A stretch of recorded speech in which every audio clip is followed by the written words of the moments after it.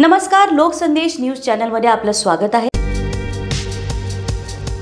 योगेश कदमांनी संवेदनशीलपणे बोलावं, मुख्यमंत्री फडणवीसांचा सल्ला, तर तारतम्य बाळगावं, उपमुख्यमंत्री अजित पवार यांनी टोचले कान, तर विरोधकांकडून वक्तव्याचा विपर्यास, योगेश कदम यांच्याकडून आरोपांचं खंडन।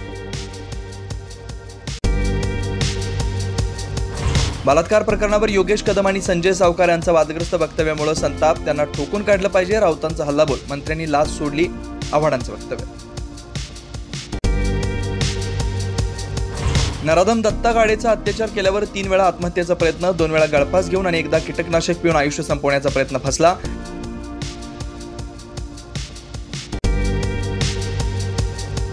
शिरूरमधल्या गुन्हाड गावातून मध्यरात्री 1:30 वाजता दत्ता गाडीच्या मुसक्या आवळल्या, थोड्याच वेळात कोर्टात हजर करणार, खटला फास्ट ट्रॅक कोर्टामध्ये आला। बीड जेलमध्ये वाल्मिकला व्हीआयपी ट्रीटमेंट मिळत असल्याचा देशमुख कुटुंबाचा आरोप, कर्मचारी मदत करत असतात याचा दावा, तर धनंजय मुंडे यांचा तसा आदेश असेल, वडेट्टीवारांचा आरोप। शिवाजी महाराजांबद्दल आक्षेपार्ह बोलणारे प्रशांत कोरटकर अजूनही नॉट रिचेबल, अटकपूर्व जामिनासाठी प्रयत्न सुरू असल्याची माहिती, नागपूर आणि कोल्हापूर पोलीस शोधासाठी मध्य प्रदेशात। सरकारच्या कामावर लक्ष ठेवण्यासाठी शरद पवारांचा प्लॅन, 100 दिवसीय कार्यक्रमावर लक्ष ठेवण्यासाठी बनवणार शॅडो कॅबिनेट, पक्ष संघटनासाठी पवारांच्या राष्ट्रवादीचा नवा अजेंडा।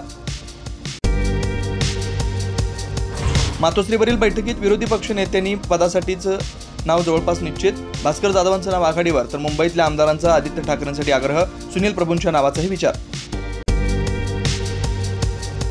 राज्याच्या अर्थसंकल्पातील 43% निधीचाच वापर, गेल्या 5 वर्षातल्या खर्चाचा निश्चांक, लाडकी बहीण योजनेचा खर्चाला हातभार।